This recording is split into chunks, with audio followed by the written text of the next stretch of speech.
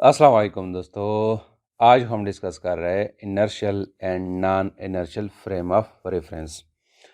तो दोस्तों, special theory of relativity को समझने के लिए हमें फ्रेम ऑफ रेफरेंस यानी कि inertial and non inertial frame of reference का जानना बहुत ज़रूरी है। फ्रेम ऑफ रेफरेंस को हम अपने डेली लाइफ में इस्तेमाल करते हैं। उसकी एग्जाम्पल हम बाद में लेंगे, लेकिन सबसे पहले हम ये जानना चाहते हैं कि फ्रेम ऑफ रेफरेंस है क्या। तो फ्रेम ऑफ रेफरेंस की डिफिनीशन यह है कि the set of coordinate axis with reference to which the position of a particle is measured is called frame of reference. यानी एक कोऑर्डिनेट सिस्टम है एक्स वाई जेड, जिसकी वजह से हम एक ऑब्जेक्ट है उसकी लोकेशन को हम फाइंड आउट करते हैं। तो सिंपलेस्ट फ्रेम ऑफ रेफरेंस जो है वो कार्टेशियन कोऑर्डिनेट सिस्टम है, जिसमें एक ऑब्जेक्ट को हम एक्स वाई जेड से रिप्रेजेंट करते हैं। जैसे कि एक फ्रेम ऑफ रेफरेंस है एक्स वाई जेड, यहाँ पे एक पार्टिकल है जो इसकी कोऑर्डिनेट्स है एक्स वाई जेड, यानी एक्स की कुछ खास वैल्यू होगी, वाई की भी कुछ खास वैल्यू होगी और जेड की। फॉर एग्जांपल अगर 1 सेंटीमीटर है तो हम कहते हैं कि ये पार्टिकल एक्स एक्सिस से 1 सेंटीमीटर पे है, वाई से जो है वो 2 सेंटीमीटर पे है और जेड से 3 सेंटीमीटर या 1 सेंटीमीटर के फासले पे है। तो ये एक फ्रेम ऑफ रेफरेंस हो गया। दोस्तों, हम डेली लाइफ में फ्रेम ऑफ रेफरेंस का बहुत ज़्यादा इस्तेमाल करते हैं। जैसे कि फॉर एग्जांपल आप बाज़ार में किसी एक जगह पे खड़े हैं, तो ये आपका जहाँ पे भी आप खड़े हैं वो आपका फ्रेम ऑफ रेफरेंस हो गया। तो वहाँ से आप एक एक्स एक्सिस, वाई एक्सिस और जेड एक्सिस जो है लाइन ड्रा कर सकते हैं। तो जैसे कि ये एक्स है, वाई है और जेड है और आप यहाँ पे ऑरिजिन पे खड़े हैं, तो यहाँ पे आपकी कोऑर्डिनेट्स एक्स वाई जेड जो है वो 0 0 और 0 के बराबर है, यानी एक्स भी 0, वाई भी 0 और जेड भी 0। तो होता क्या है, आप बाजार में खड़े हैं, इस दौरान एक दूसरा बंदा आपके पास आ जाता है और आपसे पूछ लेता है कि फलाह हॉस्पिटल कहाँ पे है। तो आप एक खास डायरेक्शन में उसको बताते हैं कि यहाँ से यानी इस ऑरिजिन से जाके इस डायरेक्शन में 1 मीटर जब आप जाएंगे तो आपको यह हॉस्पिटल मिलेगा और यह हॉस्पिटल कुछ खास डिस्टेंस पे होगा एक्स एक्सिस से और वाई और जेड एक्सिस से। तो यहाँ पे जो है हॉस्पिटल है, इसकी कुछ खास कोऑर्डिनेट्स होंगे, उसको भी हम एक्स वाई जेड से रिप्रेजेंट करते हैं। सिमिलरली अगर आप कहीं ट्रेन में जा रहे हैं और आपसे कोई पूछ ले कि फलां शहर कब आएगा, यानी फॉर एग्जांपल इस्लामाबाद कब आएगा, तो आप कहते हैं कि इतने टाइम के बाद या फलां सिटी को क्रॉस करने के बाद इस्लामाबाद आ जाएगा। तो मतलब यह है कि यही ट्रेन आपका फ्रेम ऑफ रेफरेंस हो गया। अब इसी ट्रेन से उसको बता रहे हैं कि इस डायरेक्शन में इतने टाइम के बाद ये सिटी जो है इट विल कम्स। यहाँ पे जो है ये ट्रेन आपका फ्रेम ऑफ रेफरेंस हो गया है। अब हम क्या करते हैं, हम डिफाइन करते हैं inertial frame of reference and non inertial frame of reference. तो इनर्शियल फ्रेम ऑफ रेफरेंस को हम यूं डिफाइन करते हैं कि a frame of reference which is at rest or moving with the constant velocity, यानी कि उसकी एक्सेलरेशन 0 हो, या तो वो रेस्ट में हो या कांस्टेंट वेलोसिटी के साथ जो है वो मूव कर रहा हो, तो उसको हम इनर्शियल फ्रेम ऑफ रेफरेंस कहते हैं। या इसकी डिफिनीशन हम यूं भी करते हैं कि a frame of reference in which the Newton's law of motion are valid is called frame of reference. और non inertial frame of reference की डिफिनीशन ये है कि a frame of reference which is moving with some acceleration, यानी उसकी acceleration जो है वो 0 ना हो, यानी कांस्टेंट वेलोसिटी के साथ जो है इट इज नॉट मूविंग।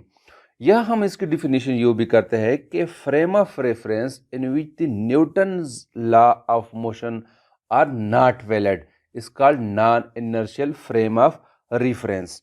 तो यहाँ पे जो है हम ये कहते हैं इनर्शियल फ्रेम ऑफ रेफरेंस में कि the Newton's law of motions are valid. For example आप घर में बैठे हैं, डाइनिंग हॉल में बैठे हैं, आप खाना खा रहे हैं, तो ये आपका एक फ्रेम ऑफ रेफरेंस हो गया है। आप खाना खा रहे हैं, टेबल पे प्लेट्स पड़ी हुई, आप चेयर पे बैठे हुए हैं, तो ये आपका फ्रेम ऑफ रेफरेंस हो गया। और न्यूटन फर्स्ट लॉ जो है it says that a body at rest will remain at rest and a body in motion will remain in motion in a straight line unless external resultant force act on a body। First law of motion ये कहता है कि अगर एक body वो rest में है या it moves with uniform velocity तो वो रेस्ट में ही रहेंगे, या अगर वो यूनिफॉर्म वेलोसिटी के साथ जा रहे हैं स्ट्रेट लाइन में तो it will continue its motion जब तक कोई एक्सटर्नल फोर्स उस पर अप्लाई नहीं करा है। तो यहाँ पे आप बैठे हैं तो ये प्लेट्स जो यहाँ पे टेबल पे हैं ये उस वक्त जो है इस टेबल पे रहेंगे जब तक आप उस पर फोर्स अप्लाई करके उसको यहाँ से हटा ना लें। या फॉर एग्जांपल आप ट्रेन में जा रहे हैं, यही कहना आप ट्रेन में आ रहे हैं और ट्रेन जो है it moves with uniform velocity, acceleration जो है वो जीरो है, तो वहां पे भी बैठ के आप आराम के साथ जो है खाना खा सकते हैं, कोई एक्सटर्नल फोर्स वहां पे नहीं होता है। और जब तक जो है train moves with uniform velocity ये प्लेट्स जो है वो वही के वही रहेंगे जब तक कोई एक्सटर्नल फोर्स उस पे अमल ना करे। तो यहाँ पे Newton's first law of motion जो है ये वैलिड है। फर्स्ट वाले केस में अगर आप डाइनिंग हॉल में हैं तो आप रेस्ट में हैं, तो उस सूरत में भी आपका जो डाइनिंग हॉल है एक फ्रेम ऑफ रेफरेंस है। सेकंड सूरत में अगर आप ट्रेन में जा रहे हैं और ट्रेन यूनिफॉर्म वेलोसिटी के साथ इट मूव्स तो ट्रेन ही आपका फ्रेम ऑफ रेफरेंस हो गया है और वहां पे जो प्लेट्स पड़े हुए हैं वो उस वक्त तक जो है टेबल पर रहेंगे या आप आराम से होंगे, कोई झटका आपको नहीं लगेगा जब तक कोई एक्सटर्नल फोर्स आप पे अमल ना करे। तो ये तो हो गया इनर्शियल फ्रेम ऑफ रेफरेंस। आप डाइनिंग हॉल में है, इनर्शियल फ्रेम ऑफ रेफरेंस है, आप जो है ट्रेन में जा रहे हैं और ट्रेन यूनिफॉर्म वेलोसिटी के साथ मूव कर रही है तो तब भी आप इनर्शियल फ्रेम ऑफ रेफरेंस में हैं। तो इसके बरअक्स जो है non inertial frame of reference की हम डिफिनीशन यो करते हैं कि उसमें न्यूटन्स लॉ ऑफ मोशंस जो है वो वैलिड नहीं होते हैं। तो इसकी एग्जांपल हम यूं लेते हैं कि अगर यही ट्रेन है और आप खाना खा रहे हैं उसमें और पहले वो यूनिफॉर्म वेलोसिटी के साथ मूव कर रही थी लेकिन अचानक जो है ट्रेन ने ब्रेक मार दिया है तो उस दौरान आपको भी झटका लगेगा और जितनी प्लेट्स जो है मेज पे पड़ी है वो भी गिर जाएंगे। यानी कोई फोर्स यहाँ पे अमल नहीं कर रहा है लेकिन आपको झटका लगता है और प्लेट्स जो है अपनी जगह चेंज कर लेती है। तो यहाँ पे जो है न्यूटन फर्स्ट लॉ जो है वो वैलिड नहीं है क्योंकि कोई एक्सटर्नल फोर्स नहीं है फिर भी आपको झटका लगता है और जो प्लेट्स वगैरह पड़ी है उसको भी झटका लगता है। या फॉर एग्जांपल आप जो है किसी कार में बैठे हैं और आप जा रहे हैं और कार ने क्या किया है उसने टर्न मार दिया है, टर्न कर दिया स्पीड के साथ, तो आपको एक साइड पे झटका लगता है हालांकि वहां पे कोई फोर्स एक्सटर्नल फोर्स नहीं होता जो आप पे अमल करें। तो यहाँ पे non inertial frame of reference में फर्स्ट लॉ ऑफ मोशन जो है वो वैलिड नहीं है। अब आते हैं Newton second law of motion, उसको हम देखते हैं कि वो इनर्शियल फ्रेम ऑफ रेफरेंस में कैसे वैलिड है और non inertial frame of reference में वो कैसे वैलिड नहीं है। तो उसके लिए हम एग्जांपल लेते हैं, एक लिफ्ट का एग्जांपल लेते हैं। फॉर एग्जांपल ये हमारे पास दो लिफ्ट है, एक ये है और एक ये है। यहाँ पे जो है it moves with some acceleration in upward direction और यहाँ पे इस लिफ्ट में हमने कोई मास जो है अटैच किया है किसी धागे के साथ और इस मास पे जो है उसका वेट है इट इज़ डाउनवर्ड और टेंशन इन द स्ट्रिंग है which is in the upward direction और यहाँ पे एक ऑब्जर्वर है आउटसाइड दिस लिफ्ट, तो वो उस पे फोर्स जो है नेट फोर्स जो है वो मेयर कर रहा है। तो according to Newton second law अगर हम उस पर अप्लाई करें तो force will be equal to tension in the string, चूंकि लेफ्ट जो है it moves in upper direction minus M G is equal to M A के बराबर है। तो यहाँ इसके मुताबिक जो है न्यूटन सेकंड लॉ को हम यू लिखते हैं और ये दूसरा ऑब्जर्वर है जो यहाँ पे जा रहा है, यही ऑब्जर्वर है यहाँ पे अंदर बैठा हुआ है, वो इसको मेयर कर रहा है कि यहाँ पे जो नेट फोर्स है वो कितना है। तो इसके मुताबिक जो है force T minus M G is equal to M A.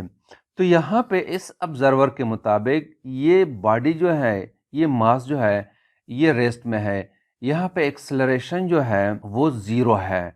तो जब एक्सेलरेशन ज़ीरो है तो this equation will become equal to ये एम जी है एम जी, तो T minus M G is equal to zero के बराबर है। तो यहाँ पे T is equal to M G के बराबर है। तो ये दोनों रिजल्ट डिफरेंट है। तो जब हम लेबॉर्ट्री में अगर हम इस तरह के एक्सपेरिमेंट करते हैं तो हमारे पास ये रिजल्ट जो है वो करेक्ट है और ये रिजल्ट जो है ये गलत है।